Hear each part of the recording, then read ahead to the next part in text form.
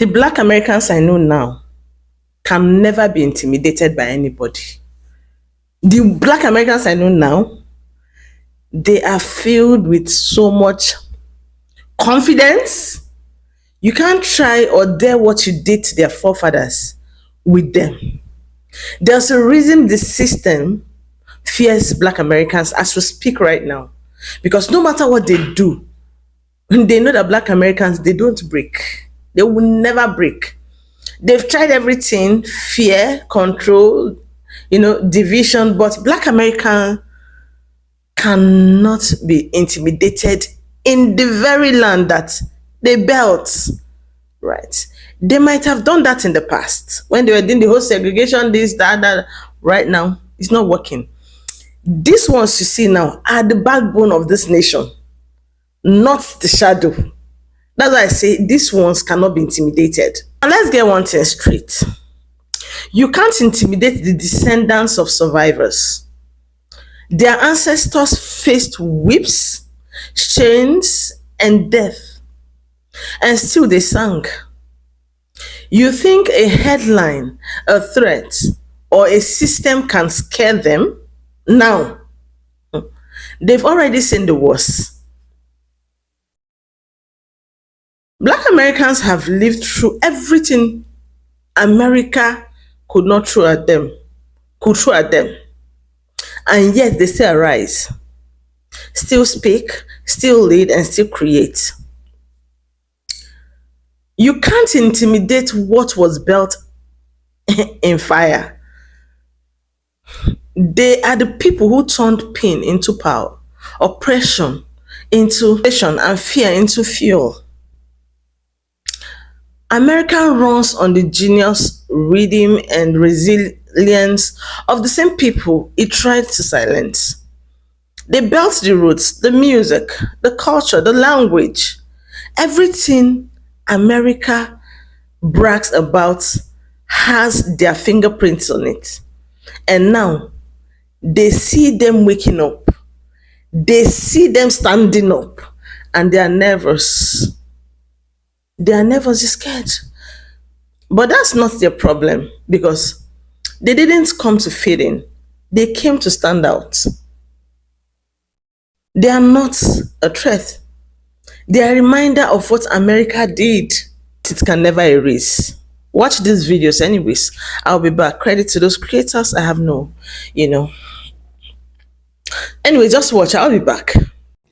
I'm so tired of Black American people getting on this app and saying that birthright citizenship is not for the descendants of slaves. That's exactly what birthright citizenship was for. Now, is Donald Trump trying to weaponize birthright citizenship to divide minorities? Perhaps. But let's not throw the baby out with the bathwater. Let's take the truth for what it is. Now, we can choose to use the weapon however we want, but let's take the truth for what it is. There is no advantage in saying that's not who birthright citizenship was for. Now, you can take that power and leverage it and say, hey, other minorities, if you want us to step in your fight because now you're afraid of your citizenship being at risk, then we need to leverage this power. We need to come together where it's not just about you, but you also are about us because we still have grievances. What is it that we can gain from coming together? Black people are so willingly to give out their voices, their participation, and not take into consideration what their ancestors did. Now you have a reset. Now you can get the power and the respect that you need. And it's the Democratic Party. People are so disillusioned by the Democratic Party and they follow it so strongly that the ideals and the agenda of the Democratic Party starts becoming the mindset of a lot of Black people. Watch what they do, not what they say. So when it came down to DEI, everyone was saying, well, DEI ain't got nothing to do with Black people. That's because the people who push DEI push those other groups above Black people. And when you have an opportunity to get leverage, you just freely give it away. No, you form a coalition and say, hey, if you want us to help you here, you need to help us here. But we don't want you to, every time we have an issue, you turn your back. But then when you have an issue, you want us to show up. That's exactly who birthright citizenship is for. Black Americans, descendants of slaves. That's your power. You can't compare that to people who came here, brought here involuntarily, forced to work for free to build this country. You can't compare that to people who came in and hurry up and had a baby just to come on. That's a slap in the ancestors' face. We can weaponize that, but use it for a weapon that benefits Black people. And please stop with this fear mongering of Black people are next. No, Black people were first, and you're feeling that, and you can't stand it. So you try and guilt Black people into helping you. Black people, Black Americans, descendants of slaves are constitutionally protected. And ain't a doggone thing Donald Trump can do about it. Well, when it becomes your turn, but I'm like Kanye West. At that point, slavery would be a choice. You can't take the people who built this country. They were afraid to give us armory and weapons and then tell them we about to enslave you. Who gonna go? Make it make common sense. The other acknowledgement that you all don't seem to see is the subtle jealousy. How can they have a right here and not me? And so they do this mind game with you to try and trick you out of your position. Then I hear this one too. Division don't help us. It was last week. Black fatigue. You couldn't stand to be around Black folks last week. So division don't help you. Like, people feel entitled to Black bodies when it comes to, and Black voices when it comes to civil rights. That's how much encoded it is in our DNA. That's how much encoded it is in American history. That you feel as if there's an injustice. We got to get the Blacks. Black people see the pattern, see for what it is. You ever stop to think how everything dark is always bad? Dark times, dark magic, dark humor, the dark ages. But then light, that's good, right? That's holy, that's pure. Who decided that? Because that wasn't language, that was conditioning. And it's one of the oldest lies that empire ever told. Before colonization, darkness wasn't evil. It was divine. In African cosmologies, darkness was the beginning. In Kemet, ancient Egypt, Kemet literally meant black land, named for the fertile soil that gave life. In Yoruba belief, creation began in darkness, where the divine shaped the world from water and clay. In the Dogon tradition, the blackness of the universe wasn't absence, it was potential. Darkness was the womb, the resting place, the sacred unknown. It wasn't something to fear, it was something to honor. Then Europe needed an enemy, of course.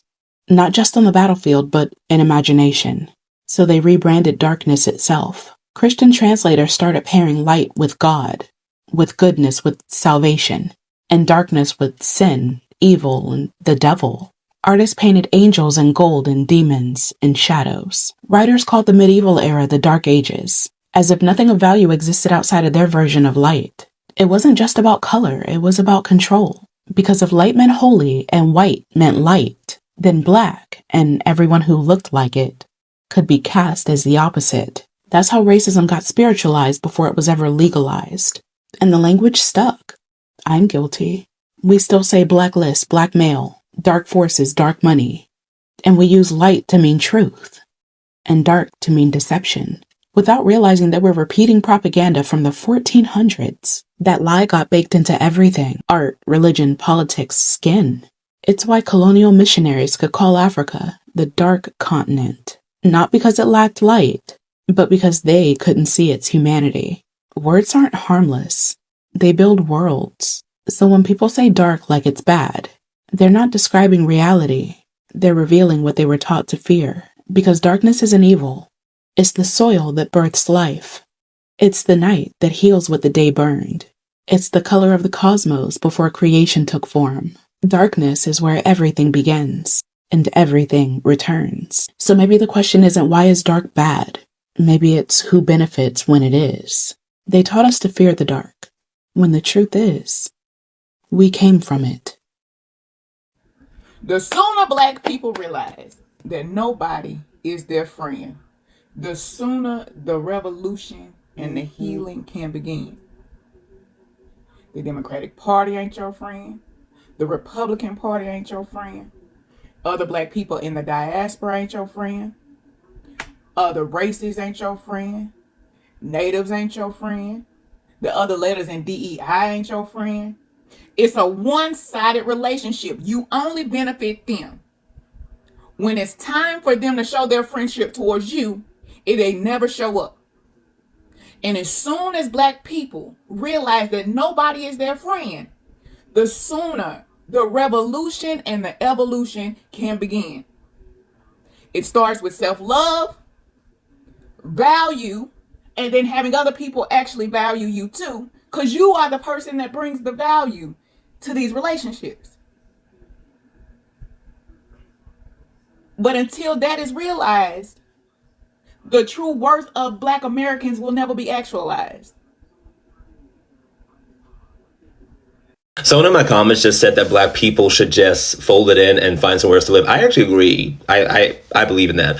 There was a book, and a podcaster told me about the book, so I don't even know the name of it, and I would be very interested to read it. But in essence, this author was making that very same argument as to whether or not Black Americans should even be here, since this nothing about this country was made for us here in the United States. I mean, from the very inception, wasn't really made with us in mind, and we are not the only population of people in the United States that have been treated cruelly. Please don't say what I'm not saying.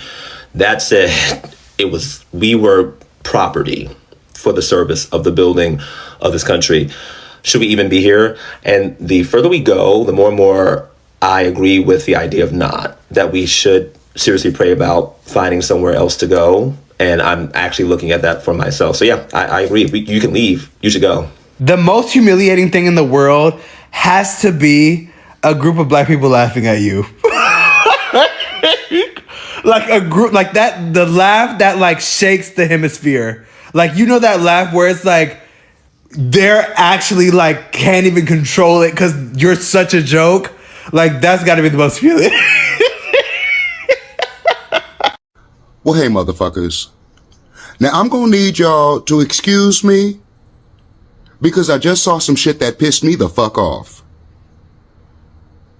Since Charlie Kirk's assassination, the rhetoric that he has spewed about Black women has become a norm in the motherfucking conversation in these posts.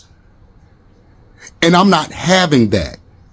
As a motherfucker that was raised by strong Black women, you got me fucked up. I'm gonna always have they backs and will tell you my motherfucking experience. I'm not the motherfucker in my family that has the PhDs. Both of my sisters are the ones that have PhDs in my immediate family. Black women have a wisdom, a compassion, an empathy that is rare in any other motherfucking ethnic group. But they are the ones that stay in your motherfucking mouths. I'm going to tell you straight the fuck up. Black women are queens. Yes, there are many that have fallen off the track because they forgot who the fuck they are. But every Black woman walking this motherfucking planet is royalty, and they deserve respect, whether they wearing a motherfucking mini skirt or a business suit. Y'all gonna keep their name out your fucking mouths. The sooner Black people realize that nobody is their friend, the sooner the revolution and the healing can begin. The Democratic Party ain't your friend. The Republican Party ain't your friend. Other Black people in the diaspora ain't your friend. Other races ain't your friend. Natives ain't your friend. The other letters in DEI ain't your friend. It's a one-sided relationship. You only benefit them. When it's time for them to show their friendship towards you, it ain't never show up.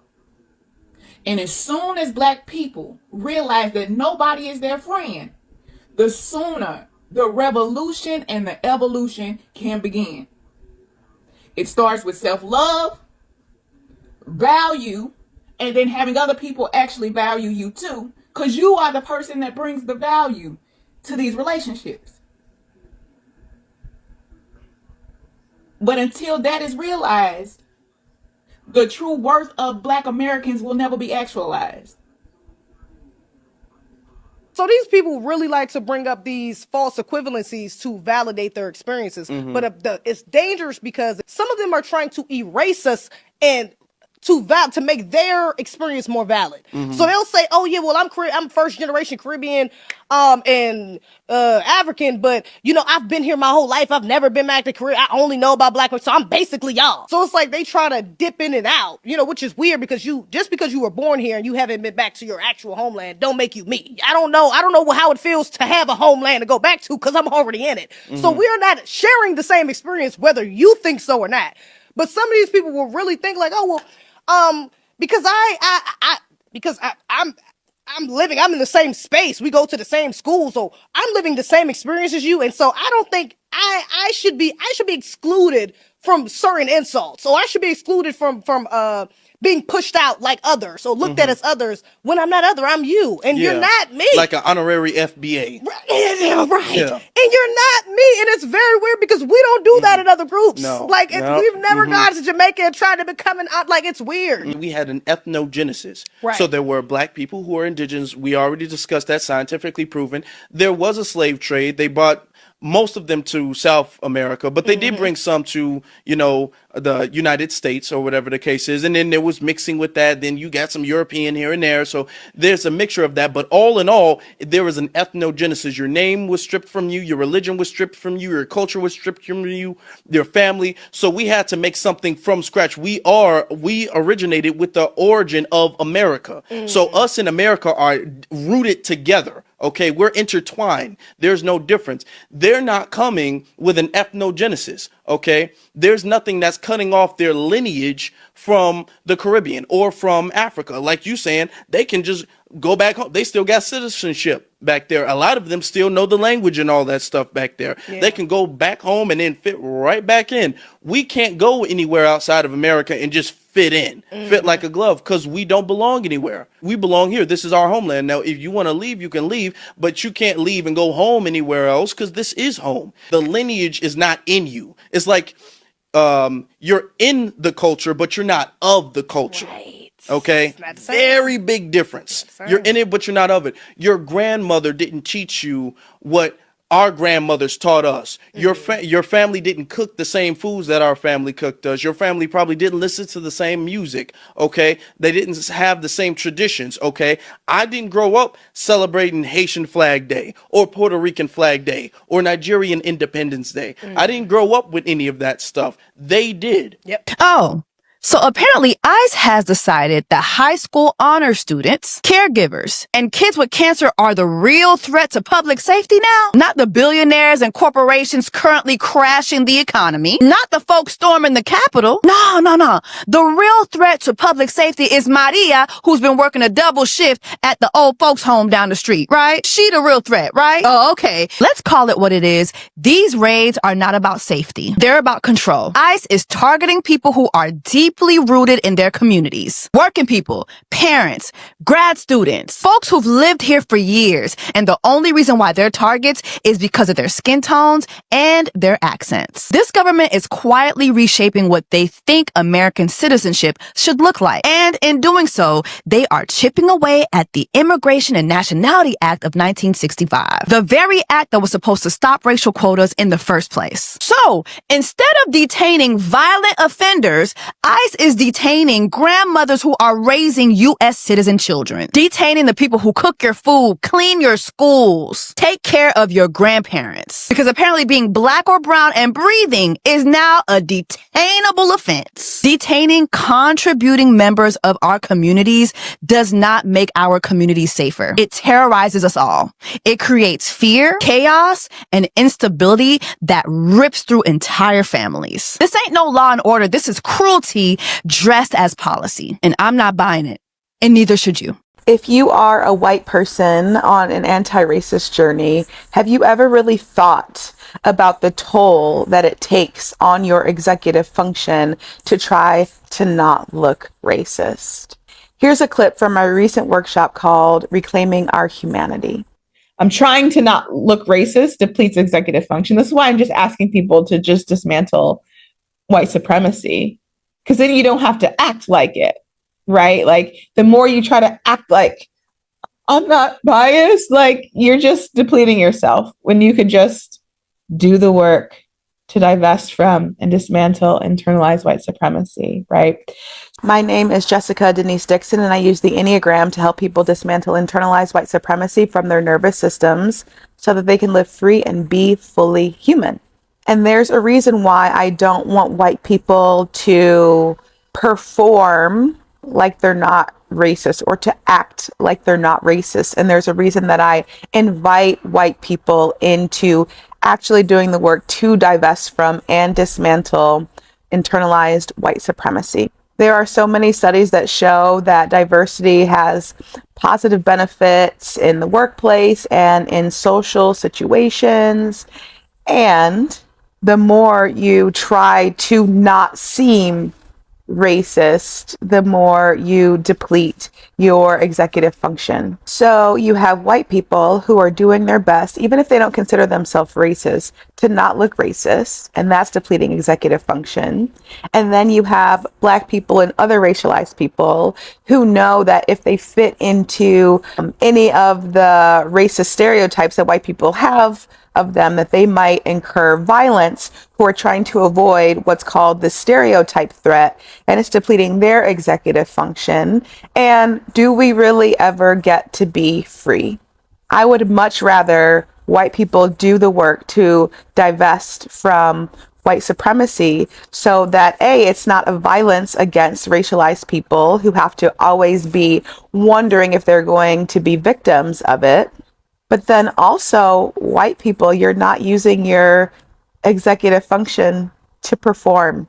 Instead, you just get to be.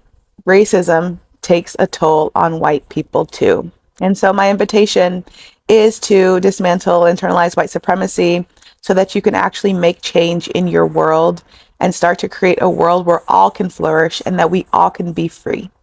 From love and for liberation, peace. Can't make no mistakes. You can't make no mistakes around Black folks, because they'll be right there to tell you how you made a mistake. They will remind you of all the mistakes you made. They'll be like, you can say, you know what, I didn't know that you can sometimes put blue cheese on buffalo wings. How would you not know that? How would you not know that? Like, everybody puts blue cheese on buffalo wings. Some people put ranch, but it depends on what your flavor is. But you've never put blue cheese on buffalo wings? Like, what's wrong with you? It's like, no, if I never tried that before, I wouldn't have known to do that. I never would have thought to do that. Who doesn't put ranch or blue cheese on their buffalo wings? What's wrong with you? That's how Black people sound to me. You can't make no mistake. If you even think that you finna make some type of mistake, don't. Because they will be right behind you to remind you how you are literally fucking it up. It's true. I just want to tell you guys that I'm scared for my parents to walk out their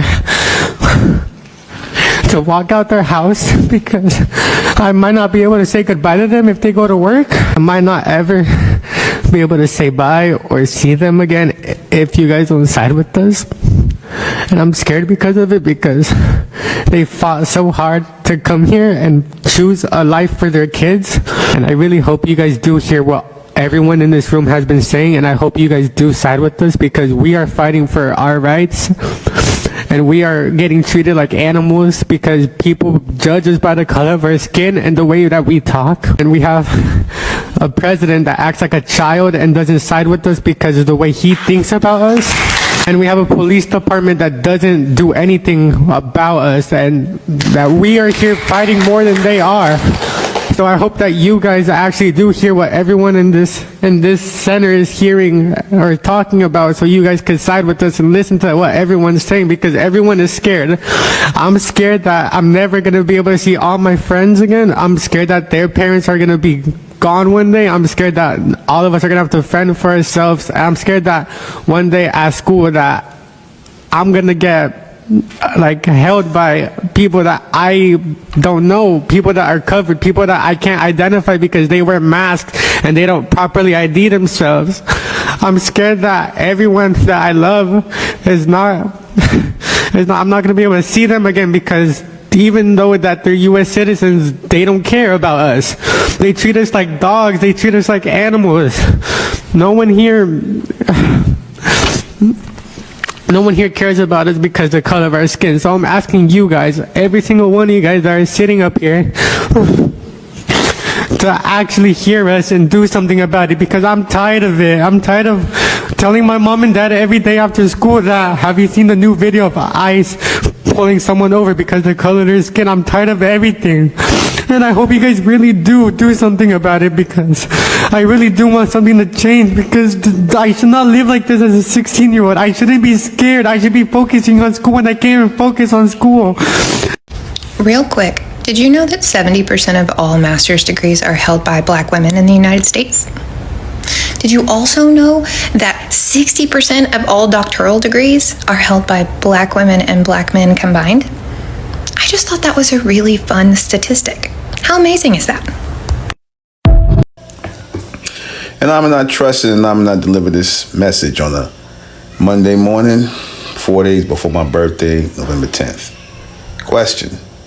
Now that we know that we are American Indigenous, it's becoming painfully obvious that yes, we are American Indigenous people. I'm talking about Black Americans.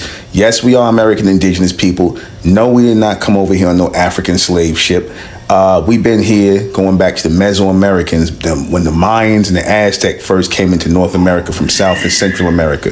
That's how we made our way into North America, thousands upon thousands of years ago, right? Look when the Mayans made their way into, and the Aztecs made their way into North America. And that's where all the indigenous Black tribes came from. The Mongolian natives, they came later. But anyway, now that we're knowing this, now that we're being woken up to the fact that we are indeed the real American Indigenous people, the real American so-called Indians, what's next? Because this should be seen as a state of purification, meaning that we no longer have to identify as Black anymore, African American anymore, and all these other fake racist terminologies that would hand it to us to misclassify and confuse us as to what our true roots are here in the Americas, which is American. All right, the copper-colored races were found here by the Europeans. We the real Americans, the real indigenous Americans, here and didn't come from any place else other than from one continent to here, which was from South America into North America. But we're going to speak about that tonight. I'm going live tonight. Catch me here tonight. Black Americans often get clowned for saying that our ancestry is more than just African. And this mockery is rooted in racism because they don't want us knowing the truth. Let's get into it. Black Americans are not just of African descent. While our ancestry is primarily composed of African descent, we also have European and Native American descent. The denial of our mixture is intended to strip us of who we truly are. It is meant to erase our struggle and everything that we have been through to get to who we are today. People telling us to say we are purely African is stripping us of who we are and the struggles we endure to be still standing today. I've seen plenty of people make fun of other Black Americans, including me, for saying that they're made up of more than just African DNA, but it's simply true. This is why most of us look different from a lot of Africans. This is exactly why white Americans, most of them look different from most Europeans. So when a Black American says, for example, that they also have Native American DNA, they're not denying their Blackness. They are proudly showing up as fully themselves. The denial of Native American blood in Black Americans is rooted in racism, and I'm about to explain why. This started back when Native Americans got their reparations back in 1946. The United States created the Indian Claims Commission to hear historic land claims and compensate tribes. This act allocated $1.3 billion overall to tribes for land losses. Many tribes and the U.S. government used various rules and criteria in order for someone to be a member. People with white and Native ancestry were normally accepted and prioritized for these benefits, while on the other hand, those with Black and Native ancestry were more likely to be excluded. This double standard was very clear in these 5 tribes: Cherokee, Creek, Choctaw, Chickasaw, and Seminole Nations. And I do apologize if I mispronounce anything. So when this was created, the US government divided people into separate lists. The first role that people were divided into was called the by-blood role, and that was for people who were considered racially Native American. So that included people who were mixed with white ancestry as well. On the other hand, there were the freedmen roles for formerly enslaved people and their descendants. And many of these were mixed with Native American ancestry. So they were also included in the freedmen roles if they had Native American ancestry as well, if they were also Black. This was initially imposed by the US government, but many Native American tribes eventually used these rules as the basis of their criteria. So they adopted that form of racism and pretty much excluding Black people who also have Native American ancestry from getting these reparations. So Black natives were completely just cut off for the most part entirely, even when their native lineage was the same as white natives who were often accepted into receiving these reparations. When people today mock Black Americans for acknowledging their Native ancestry, they're often repeating the same colonial logic that white officials impose through these systems. To this day, American Black people are the only ones who didn't receive any form of reparations, and y'all expect us to allow you to tell us who we are and what we can claim. That's insanity. If you think BAPS is just a 90s movie, you're missing about 200 years of Black American history. Hi, I'm Ebony Ivory. I'm a historic preservationist and I also hold a Juris Doctor degree. And today we're dissecting something that's been whispered about in Black circles for generations, but it's rarely explained, and that's BAPS culture, or Black American princesses. And before you say it's elitist, you're right. But it's also survival, it's excellence, and it's complicated, and we're going to talk about it. So picture this. It's 1778. You're a free Black person in Philadelphia. White society won't let you through the door. So what do? You build your own ballroom, of course. Black debutante balls started in the late 1800s, not as a imitation, but as a rebellion. When America said we weren't refined enough, Black families in Philadelphia, New Orleans, and Charleston said, watch us create our own standards of excellence. These weren't just parties, they were political statements, proof of humanity, declarations that said we are educated, we are cultured, and we are here. Now let's talk about who BAPS actually are, because there are three main types. First, there is the Betty. Think Whitley Gilbert from A Different World, a conservative, sorority refined, Jack and Jill raised girl. She's poised, polished, and probably has her life planned in a color-coded planner.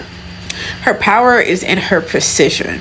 There's the Butterfly, which is my personal favorite. So think about Dominique Devereaux from Dynasty. She didn't come from the Black elite, but she's absolutely a socialite making it for herself. The connector. She knows everyone, attends everything, and her social capital is her currency. She's climbing and she's doing it with style. Her power is in her presence and her ability to create her own lane. And then finally we have the boho. Think Denise Huxtable, the artistic rebel who still has the pedigree. She went to a prestigious HBCU but studied abroad in Ghana. She questions everything, including BAPS culture itself. Her power is in her perspective. But here's what people don't understand. BAPS isn't just about being bougie, it's about infrastructure. So have you ever heard of Jack and Jill of America? So this organization was founded in 1938 because Black middle and upper class children were excluded from mainstream social and cultural activities. It's not just tea parties, it's networking, mentorship, and creating opportunities where none existed. HBCUs, they're not just schools, they're ecosystems where Black excellence doesn't have to explain itself, where you can be brilliant without being the only one. And then we have the Divine Nine sororities and fraternities. They're century-old institutions that funded the civil rights movement, built community centers, and created scholarship programs. This isn't superficial, this is institutional.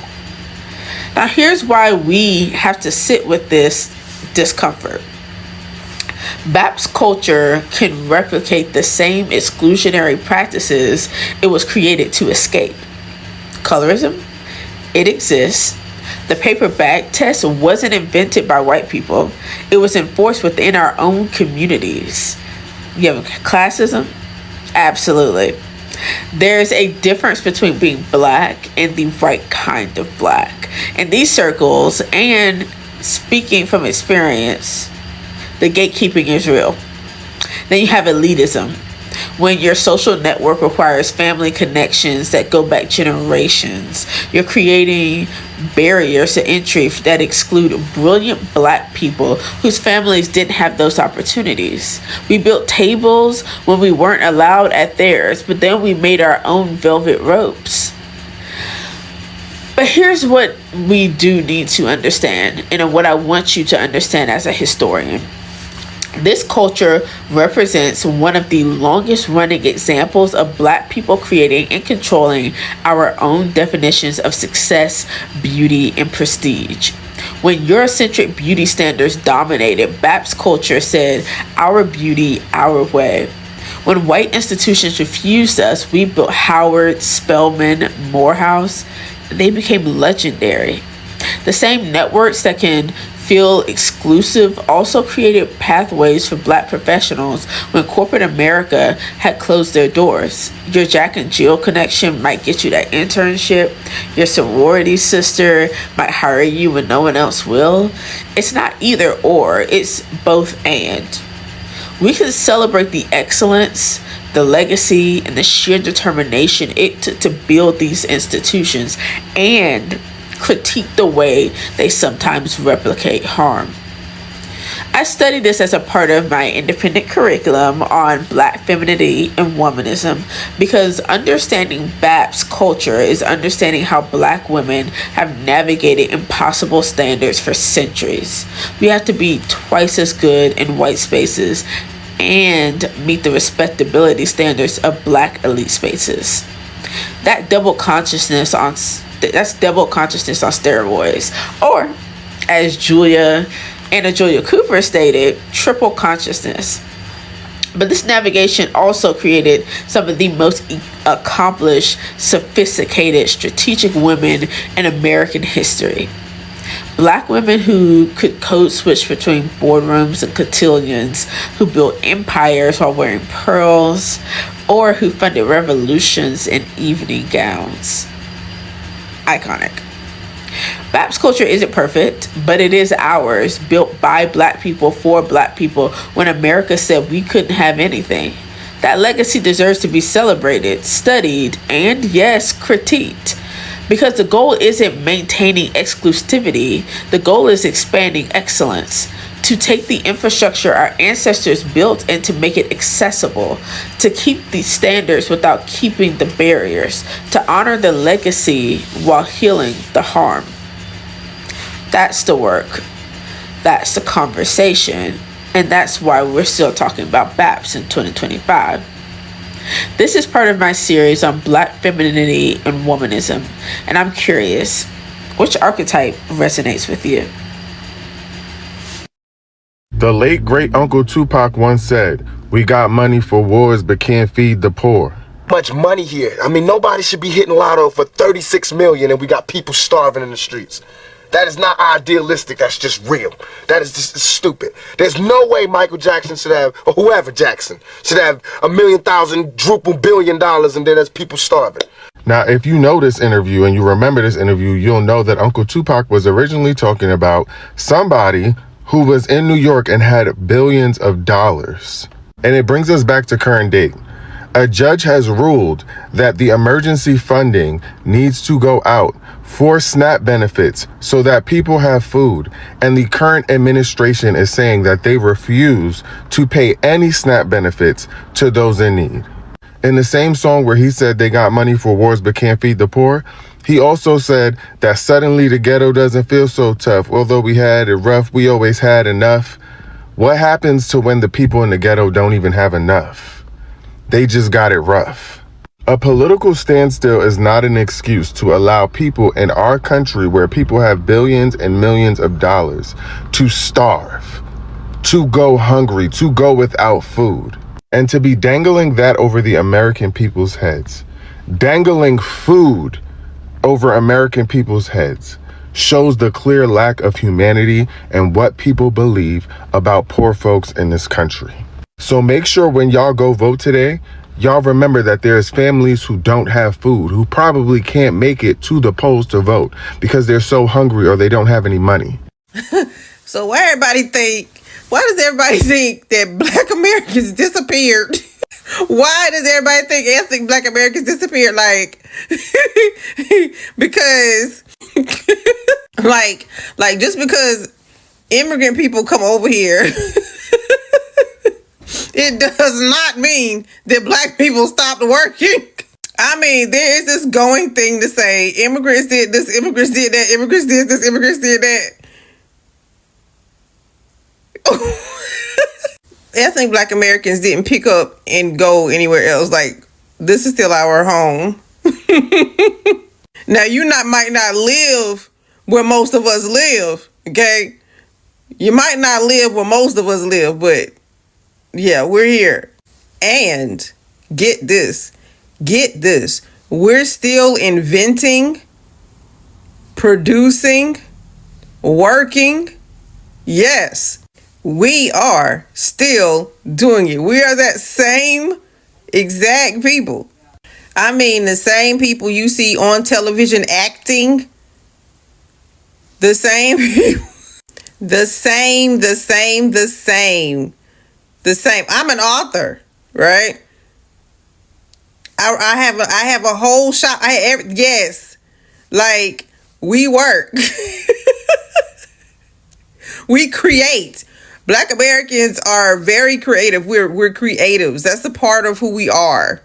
Okay? So we're not getting ready to be boxed. You ain't about to box us in nowhere. Like, everybody's trying to box us out of history. You can't box us out of history, okay? Like, what makes anyone on a hot mic say this city was built by immigrants? And talk about New York City. Talk about New York City. You remember that movie Harlem Nights? I'm assuming he ain't never seen Harlem Nights. I mean, that movie was full of black folks. Full of black folks. Based during a certain time period, right? And the city, the Harlem, Harlem. They're like, I don't know. Like, what on earth? Like, just because, okay, immigrants can, like, I would never go. And I just commented this on somebody's because I would never go to someone's country and then dismiss the people who founded the country and say it was built by immigrants. I would never do that. I will never in life. I'm a Black American. If I talk about the history of this country and the founding of this country, I do not ever leave out the Indigenous. I don't. What the flip? I don't. Because I actually know that they actually took from the Indigenous, okay, ideas for the Constitution. I mean, we have historically Black colleges and universities here. We have over 100 African American museums here. Okay? I do not see 500 immigrant colleges and universities. I just don't. So, like, when you talk about you built the country. You couldn't have built the country because you coming over here enrolling in institutions that were built before you even got here. So who built them? Strange phenomenon. Yeah, so just that alone, like I wasn't even following up with Mom Donnie, however you pronounce his name. I don't live in New York City, so I could whatever, man. That really pissed me off, so I just automatically don't like him. First impressions. That was the first time I'd ever listened to the dude. Okay, first impressions. I don't like him. But if you ask me what I think just off the top of my head about democratic socialism, I think it only works in places or areas where people are willing to let it work. And I don't think New York City is willing to let that go down. I think that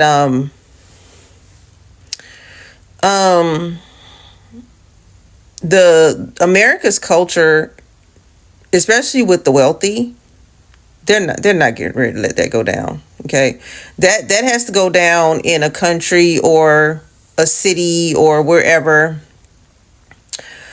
where the culture is more willing to adapt to it. You know what I'm saying? I don't see billionaires and millionaires remaining in New York City when the country, they have 50 other options when it comes to states to move. Just to be real. I mean, the United States is not a tiny island. It's not a small country. The United States is like a huge big old country, and with countries within it. That's how big the states are. You know what I'm saying? And the cities are big too. So, and New York City, I mean, it's over freaking populated in the first place. But thing is, like,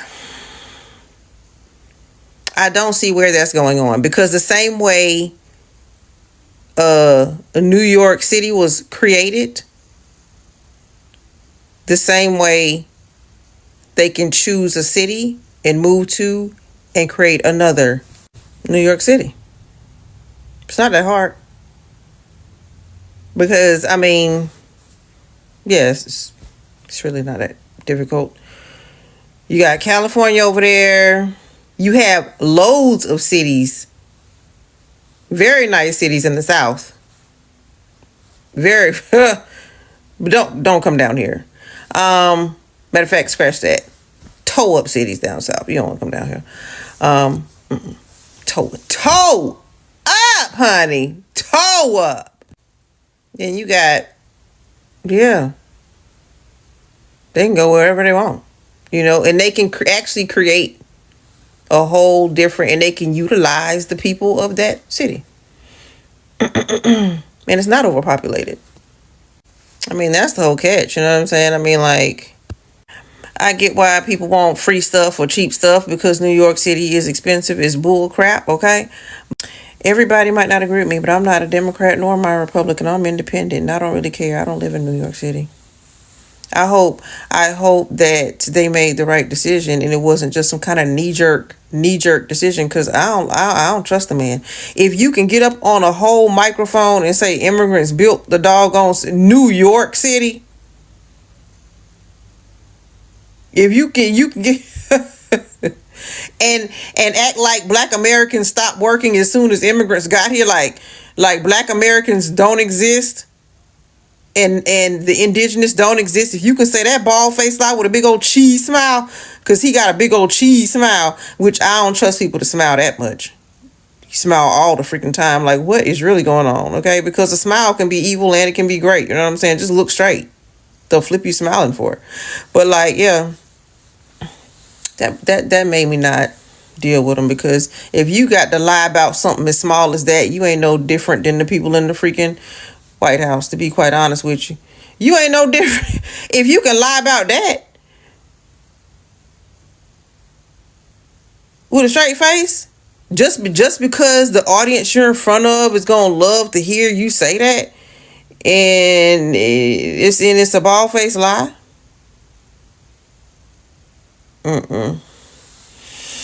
No, you remind me of somebody in the White House. You remind me. Yes, you do. I don't like it. Something fishy. Something real fishy. Now, they can try to silence them, but they cannot stop the truth. They can try to rewrite history, but they can't erase the story. Black Americans cannot be intimidated. Not by power, not by politics, not by fear. They've already faced death and they came out alive. They are God's proof that you can't bury purpose. So when they look at Black Americans and call them dangerous, remember, they are not dangerous. They are divine. It's the divinity they see. They be like, these people are dangerous. They are not dangerous. It's divinity that they see. Like, these people, we've done this to them. We've done this to them. But they still kept on coming back stronger and stronger and stronger and stronger. That is just it. And that is why you see these particular generations of Black America, they cannot take no for an answer. Like, if you give them one, they will give you 20. And that is what I like about it. I like their zeal. I like their passion. They stand for whatever they believe in. No. They don't care who you are. They don't care what you have. I'm telling you, these ones, you can't intimidate them. That's why there's something I always think and feel about these ones, right? What you did to their forefathers, to their ancestors, you can't try it with these ones. These ones are people you can't try those things with, right? And that is it. I want to hear your thoughts in the comments. Did I lie? Did I lie? Because I know I'm not lying. These things are practical. I've brought up videos, right? I like seeing them on panels when they're debating and all of that. And that's why people keep asking, how do you stay up to watch them do all these things for hours? And I'm like, man, this is my passion. I like their spirits. And I can tell you, those people, even their kids, have you seen their children talking? These ones are very strong. They are people you should be scared of, not people you even try to intimidate. So that is Black Americans for you. I'll stop here, right? Do not forget to subscribe, like, share these videos, and keep, coming back here for videos like this. I love you so much. My name is Beejay. I'll see you next time. Bye.